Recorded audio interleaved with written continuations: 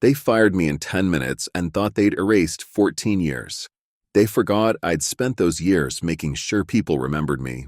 My name is Clayton Riek. Until 8 weeks after a new CEO breezed through our revolving doors, I ran the Eastern Division of Northrise Apparel. If you've ever walked into a regional bank or a private medical clinic and seen a front desk team in matching, perfectly fitted navy, there's a fair chance my people measured, cut, stitched, and delivered those uniforms. It wasn't flashy. It was delivery windows hit to the minute, hemming done right the first time, and names learned and kept. That's what I built, something steady. On the morning they decided to end it, Patricia from HR texted me, "Quick meet with Brandon at 10:10. See you on FA." 10 minutes, I thought. They'd slotted my career between his coffee and his call with investor relations. Conference A had the new Northrise feel, brushed aluminum, acoustic panels, a giant screen that only ever displayed decks, never faces. Brandon Kerr waited, posture perfect, tie like a knife. 8 weeks in the building and the scent of the place hadn't stuck to him. He didn't shake my hand. "We're restructuring to maximize shareholder value," he announced as though he were narrating a training video. "Your position is being eliminated effective immediately." I looked past him at the city outside the glass, late winter light over Charlotte, cranes above half-finished buildings, the world continuing. I'd imagined a lot of endings. I'd imagined shaking hands with my team, a sheet cake with the company logo, a long lunch where we told old stories while I pretended I wouldn't cry. I hadn't imagined Brandon's eyes sliding to the door before the sentence even landed. Patricia slid a folder across the table. "Severance details, device return checklist, Cobra information," she recited. "We'll need your badge by end of day." "End of this 10 minutes, you mean?" I said, and I smiled so she would know I wouldn't make her job harder. Her eyes flicked down. She'd been at Northrise longer than I had. She knew what we'd built. She also knew how quickly a spreadsheet could flatten history. Leonard, the security contractor, walked me to my office. The CFO, Thomas, passed us, stopped, put a hand on my shoulder like a man trying to put out a fire with a glass of water. "Clayton," he started, and then didn't say the rest. He looked exhausted. Private equity fatigue. I knew the signs. I packed quietly. A fishing trophy, largest catch, vector retreat.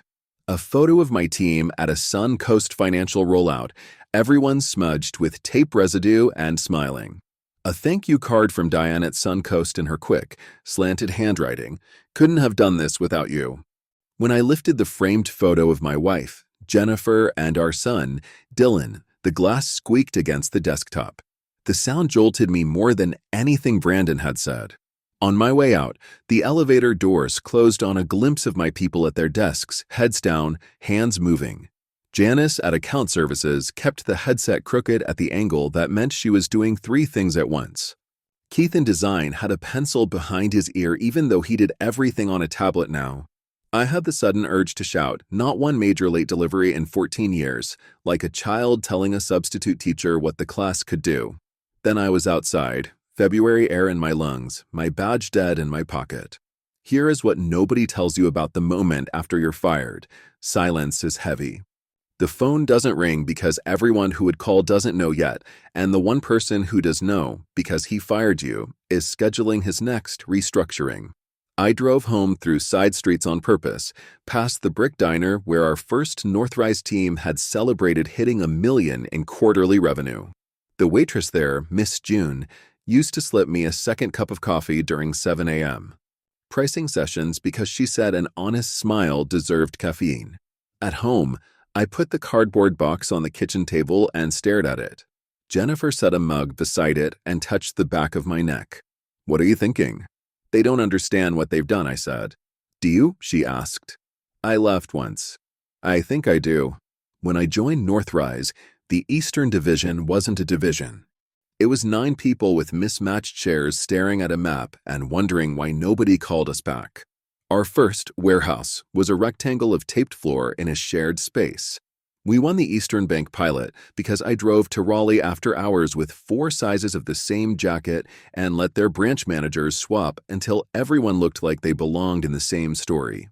We won Vector Properties because Keith, who was then 23 and terrified, turned a fabric problem into a design feature that became their signature piping. We learned what matters. When a procurement director's father died, I wore a suit and listened to a sermon and cried behind a pillar, then arranged rush shipping on her next order so she wouldn't have to ask. When Suncoast needed 500 polos re-embroidered because the CFO changed the color palette at the last minute, I brought our embroidery lead to their conference room and said, "Tell us what you hate, and we'll fix it." 14 years. Then Brandon arrived with Kestrel Group's blessing and a deck about system-dependent scalability and margin efficiency. He asked me to send him a report of all relevant client KPIs. I sent the numbers. I didn't send the fact that Diane's son is on the spectrum and she appreciates if people don't schedule calls before 8:30 because mornings are hard. I didn't send that Vector's COO, Harold, uses a mechanical pencil and hates when pens are left behind in meeting rooms. I didn't send that Bright Healthcare's supply team always sets January 3rd as a soft date in case the Christmas schedules slip, and that if you make their soft dates your hard dates, you're one of theirs forever. You can't put those things in a deck. They look like sentimental clutter next to land graphs, but they keep contracts. At 9:30 the morning after I was escorted out, my phone rang. "Clayton, tell me that mass email is a mistake." Diane, Suncoast Financial. I imagined her pen tapping a legal pad, tap, tap, tap, because she does that when she's weighing options. "I was let go yesterday," I said, and I kept my voice even. Silence. I could hear the air conditioning in her office hum. "Who's taking Eastern Division?" They didn't say. "Our board renewed last cycle because of you," she said. "Your pricing was higher than the offshore suppliers, but when we had a crisis, you fixed it before we had to call. We don't pay for fabric. We pay for sleeping through the night. Send me your personal number. I want options." "Diane, I can't solicit. I know what you can't do," she said. "I also know what we won't do." The pen tapped twice. "We won't renew with a ghost." By lunch, my voicemail was full. Harold from Vector. Heard rumblings.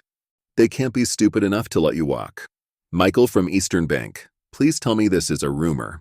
Stephanie from Bright Healthcare. "We have a rollout in 4 weeks.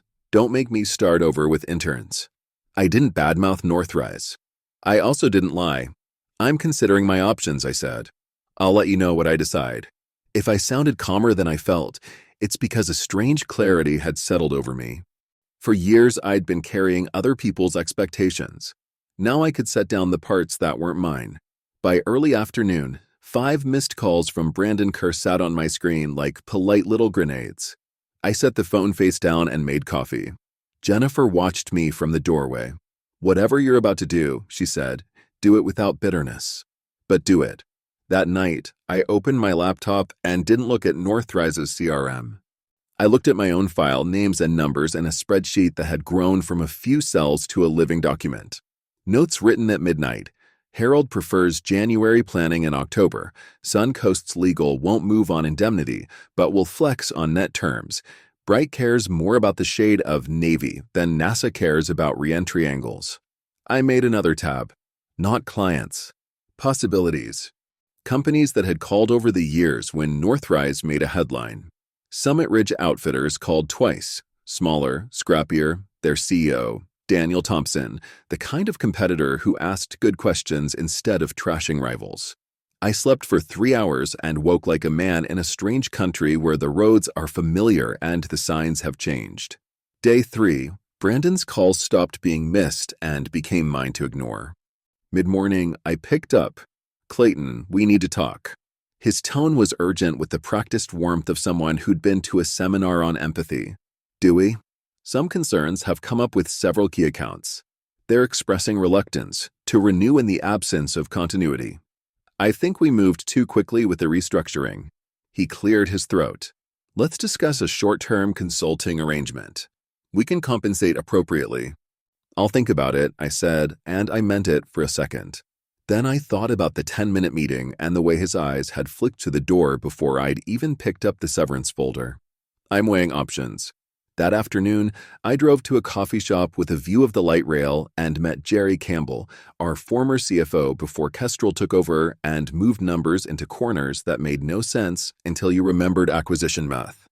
"Brandon's in a panic," Jerry said, stirring sugar into his coffee like it had offended him. Suncoast sent a non-renewal notice. Vector followed. "If Eastern Bank joins, he's done." "How's he framing it?" I asked. "Like you're sabotaging. He's told the board you're calling clients and telling them to leave." "I haven't called anyone," I said. "I've just answered the phone." Jerry smiled without humor. He knows that. He also knows what it sounds like to a board. Disgruntled former executive disrupts transition. He thinks fear is a lever. "Fear is a lever," I said, "but not the one he thinks." When I got home, an email from Northrise Legal waited for me. Subject: Notice of potential non-solicitation and non-compete violation. It was 3 pages long and twice as wide, full of phrases like tortious interference and confidential business interest. I forwarded it to Paul Henderson, a lawyer friend who'd coached my kids' soccer team with me a decade ago and who had a dangerous relationship with fairness. 10 minutes later, Paul called. "Clayton, this is Paper Armor. Your contract has a 6-month non-compete with a very specific list of named competitors. It does not have a non-solicit. Kestrel tightened that language in later contracts, but no one ever updated yours. They can huff and puff, but they can't blow your house down, not on this point." "What about tone?" I asked. I meant, what about the part where I don't want to be the kind of person who burns something out of pride? "The law doesn't care about tone," Paul said. "But I do. Don't solicit. Don't lie. Don't defame. If a client calls and asks where you are, you can tell them. If they ask where you're going, you can say you haven't decided. Even if I have." He paused. "Tell them when you have a signed offer in your hand. And Clayton, document everything." I hung up and my inbox pinged again. "Janice, subject, you should see this." Attached was an internal deck from 2 weeks before my firing. BR post-merger synergy plan. Slide after slide of clean blue graphs and bullets that used words like realignment and scale. Slide 12. Relationship-dependent business model presents significant risk. Transition to system-dependent model to maximize margins. Action items beneath that line. Eliminate Eastern Division SVP role. Replace senior staff with lower-cost associates. Implement standardized pricing increase, 15%, at renewal. 3 names jumped off the page from the staff realignment targets. Slide: Keith, design; Janice, account services; Anna, ops. My people. The plan had a note under the staff list: anticipate client attrition 8% during transition. As if human beings leaving a partnership could be plotted like evaporation from a beaker. Jennifer read over my shoulder. "They were going to fire your team and then raise prices." "Raise prices and cut service," I said. The old inverted triangle. Hope clients like paying more for less if the deck looks good. "What are you going to do?" "Not punch a wall," I said. "After that, we'll see." I called Daniel Thompson at Summit Ridge Outfitters and asked for a meeting. He answered himself. He always did. "Clayton, I heard. I don't poach at funerals, but I do offer rides," he said.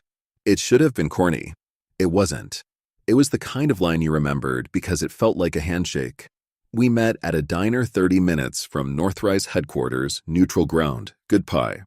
Daniel wore a button-down that had been ironed yesterday and a watch that had been a gift, not an investment.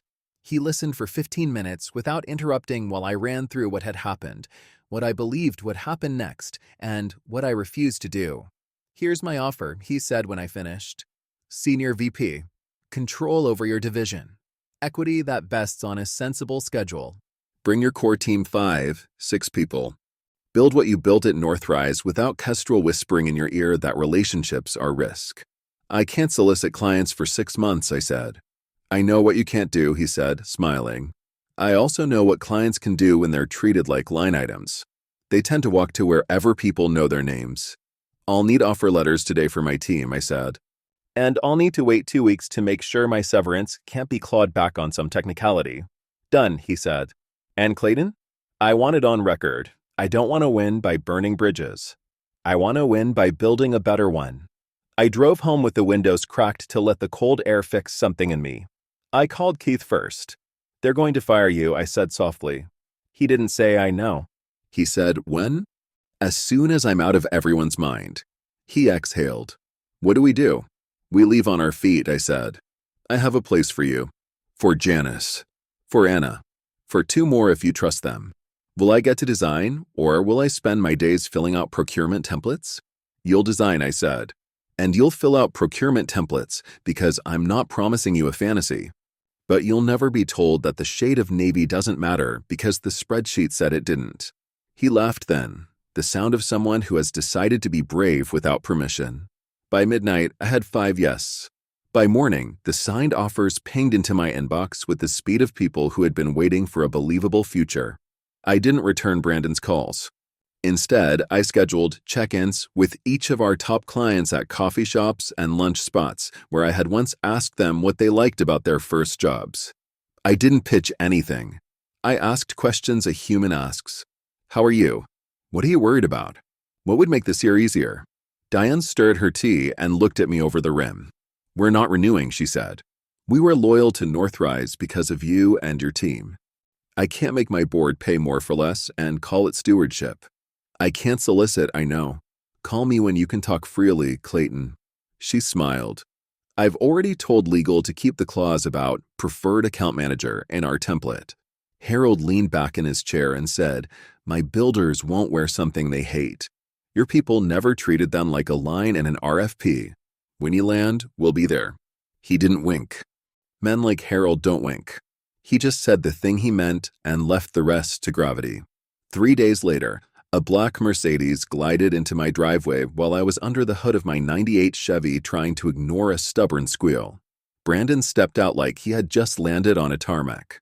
He didn't even pretend he didn't know he looked out of place in my oil-stained world. "We need to talk," he said, voice tinny in the cold. "This has gone too far. The board is concerned. I'm concerned. We can make this work. Can you put the 10 minutes back on the clock?" I asked, straightening up and wiping my hands on a rag. "We'll beat whatever offer you have," he said quickly. "Title, comp, anything." "It wasn't the money, Brandon," I said. "It was the way you made 14 years small enough to fit between calls." He reddened. "Be reasonable. You can't join a competitor." "Your non-compete doesn't list Summit Ridge," I said. Paul Henderson confirms. "You're engaging lawyers now?" Clayton, think. His voice shifted, the mask slipping. "We'll sue. We'll bury you and whoever hires you. Think of your team." "I am thinking of my team," I said. "Your plan had our names on it. Slide 12. Janice, Keith, and a 15% price hike to the people we promised consistency." He froze. There it was. He realized I knew. That deck was a scenario exercise. "Your scenario didn't include relationships," I said. "Mine does." "The board will fight you," he said. "They'll make this ugly." "They already did," I said. "They did it when they fired me without a plan." The question now is which story costs shareholders less: guy leaves, clients follow, or company sues its former customer's account manager and loses more business. He stared at me for a long time like he was waiting for a cue in a play he hadn't rehearsed. Then he left. 2 weeks later, I walked into Summit Ridge Outfitters with a keycard that worked and a desk that was mine. The building was smaller than Northrise's, the art on the walls was from local artists instead of corporate suppliers, and the coffee was, there's no poetic phrase, it was better. Daniel introduced our team to people by name, not title. "This is Janice," he said to the CFO. "She's the reason clients sleep. If you forget that, you'll also forget your bonus." My 6 months of not soliciting started then, which meant I learned the rhythm of waiting. It's like sailing in a wind that might be a current or might be a story you're telling yourself. Clients called with questions I could answer and others I couldn't. "We're doing a vendor review," was how the ones with legal departments said, "We're not staying." The ones without legal departments said, "We're ready when you are." When the 6 months ended, I didn't pick up the phone first. I drove. I went to Raleigh and sat in the eastern sunlight in a bank branch while Michael from Eastern Bank walked me through their new onboarding plan like I was a junior who needed to be convinced. He wasn't convincing me. He was convincing himself he would never have to explain to his board why they'd chosen price over sleep. By the end of the first quarter, 4 of my 5 major accounts had signed with Summit Ridge. Dector made it official in a conference room that smelled like dry erase markers and coffee. Harold slid the signed pages across the table, tapped them like a man making sure a stack won't fall. "Welcome back, Clayton," he said. Suncoast's renewal came with a clause I'd never seen before: Preferred Account Manager, C. Riek. Diane's gaze flicked to mine and away like we were both pretending not to remember how far I'd driven to deliver a half-inch of trust that first year. "Don't make me regret this clause," she said, but she was smiling. Inside Northrise, the geometry of power shifted. Jerry texted me a screenshot of a financial news alert. Northrise Apparel misses guidance. CEO Brandon Kerr resigns. The article's language was antiseptic, but the story was not. Investor calls. Transition challenges. Unexpected client churn.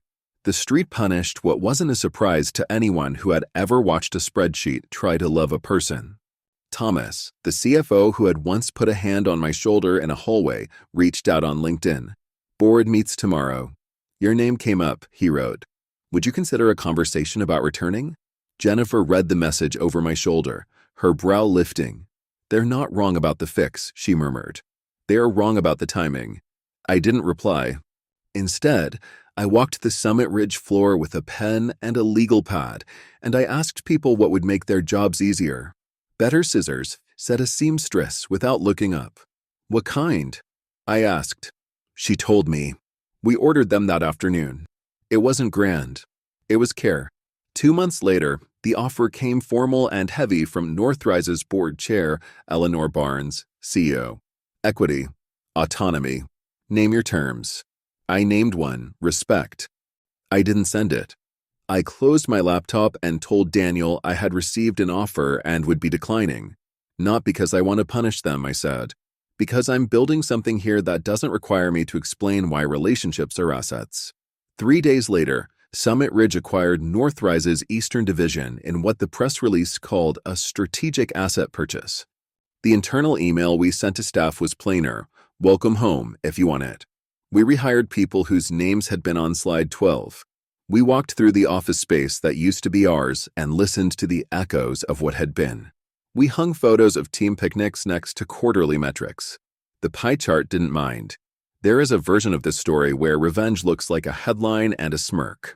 Mine looks like a slow rebuild. It looks like maintenance logs that exist because someone values tomorrow more than yesterday's applause. It looks like Janice writing a training manual titled, "What We Mean by Navy." It looks like Keith telling a young designer, "You can have your favorite blue." The client gets theirs. Sometimes at night, I drove past the old Northrise building to remind myself that glass doesn't mean permanence. The Northrise sign came down. A new logo went up. Inside, the same desks, the same windows, but a different heartbeat. Daniel joked that the coffee tasted better now that we paid the invoice over the counter instead of via automated disbursement. We laughed. We also wrote a policy that said no one gets fired in 10 minutes. In the year that followed, we installed an employee ownership program. Daniel gave me the floor in the boardroom, and I told the story I had always told. We earn loyalty the day after the sale.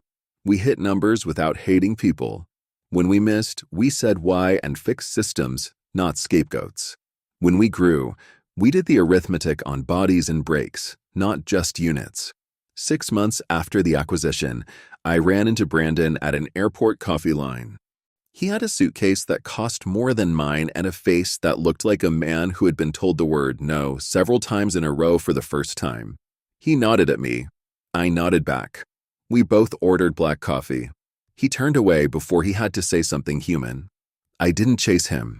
The thing about revenge is that it only tastes good if you eat it quickly. If you savor it, it spoils. Better to build something you want to share. If you want more of the machinery, how things actually broke and were put back together, I could tell you about the morning we found out Northrise had quietly changed suppliers for cost optimization, and a seam line on a flagship product failed under normal wear. It was the kind of thing a client forgives once if you answer the phone and send a fix. Brandon's team tried to explain why the spreadsheet said it was fine. By the time the second batch failed, the spreadsheet had nothing to say. I could tell you about the afternoon we hosted a fit day at a client site 2 states over, the kind of event where someone's average medium turned out to be a 3-inch difference that made the garment hang like a question mark. Janice had a kit with pins and a roll of chalk so worn it looked like a river stone, and she made notes so precise the tailor's shop framed them afterward. When we delivered the corrected set 2 days early, the CFO stood in the shipping bay and actually clapped. He wasn't clapping for fabric. He was clapping for being seen. I could tell you about the call from Diane late on a Sunday when her legal team flagged language in a supplier's indemnification clause that would have put her board at risk. "I can't sign this," she said. "Not because I don't trust you, but because I don't trust whoever wrote it not to interpret it to their advantage 5 years from now." We rewrote it by morning. Summit Ridge's lawyer called me at 7 a.m. to say he had never enjoyed a contract edit until now. "Your notes read like someone who has both been burned and decided not to burn back." I could tell you about Dylan, my son, calling from Seattle after his firm won a bid.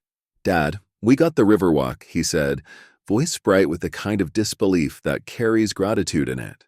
"We didn't have the lowest number. We had the plan people trusted."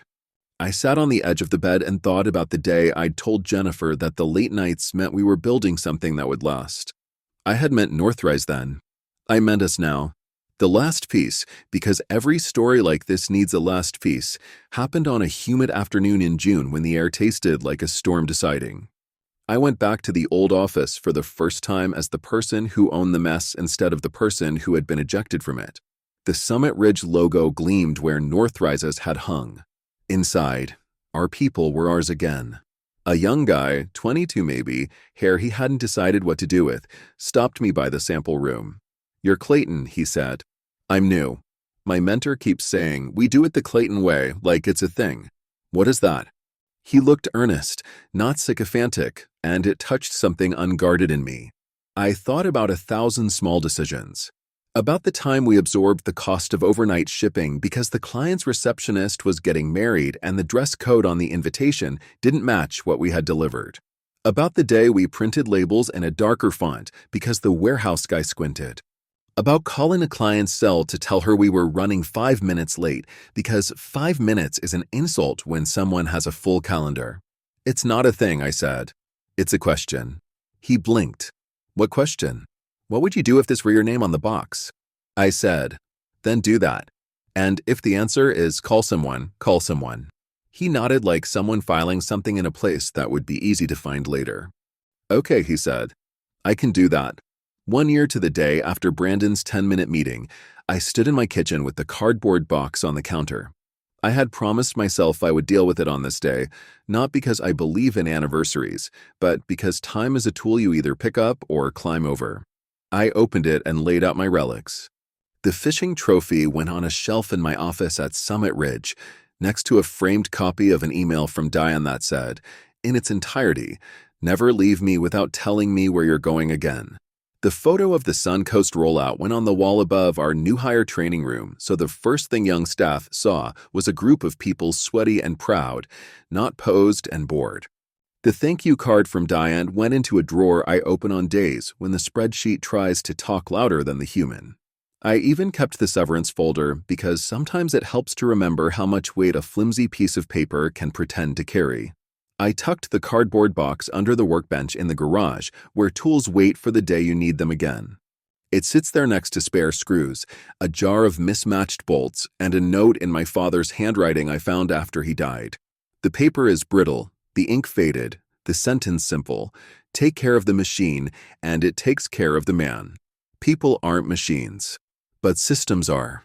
And the system we rebuilt, the one Brandon mistook for sentiment, takes care of the people who take care of it. 2 quarters after our acquisition, Summit Ridge posted the highest client retention rate in company history. We didn't throw a party. We brought in a taco truck and made sure the night shift got the same food as the day shift. I stood at the edge of the lot with a paper plate and watched as Keith held up a swatch to the sky and argued for a blue that looked like evening rather than morning. He won. He usually does when it comes to blue. On the drive home, Jennifer asked, "Do you miss it?" "What?" I said. The idea that the building with the glass and the big screen with all the decks, that meant you'd made it. I thought about it. I don't miss being tolerated, I said. I like being necessary. Not famous. Necessary. At night, I sometimes still wake and listen for a phone that isn't ringing. I think about how easy it would have been to take Brandon's second offer, to sell a piece of my indignation for a title and a pay bump and call it maturity. Then I get up, pour water, and stand at the window and look at the streetlight filtering through leaves. Steady light, the kind that lets you see without pretending it's morning. One last thing before I let you go. I once told my team early on, when we were all young enough to believe we were older than we were, that I wanted to build something that would last. I thought last meant long. It doesn't. It means real. It means if you step away for 10 minutes, it holds its shape. It means if you are fired between coffee and investor relations, people call you not because you can hurt them, but because you never did. So yes, Brandon fired me in 10 minutes. What did I do about it? I built a place where that sentence is not a punchline, but a cautionary tale. Where the quiet part is said out loud, we make clothes, but what we sell is trust. Where, if I ever have to tell someone it's over, I take 40 minutes, and I bring a cake, and I say thank you like I mean it. And if you ask what my reward was, I'll show you the cardboard box. It sits in the corner of my garage now, under a pegboard of wrenches and a calendar stuck on the month my life supposedly ended. Inside is a faded photo of a crew around a cake we cut when we crossed 1,000 days without an incident. Next to it is a folded email from a kid named Jason who wrote, "Thank you for not letting me be the villain of my own career." And beneath that, a note in my father's handwriting, pulled from an old toolbox the day after he died. Take care of the machine, and it takes care of the man. We took care of it. It took care of us. And that, not a headline or a resignation letter, is how the story ends.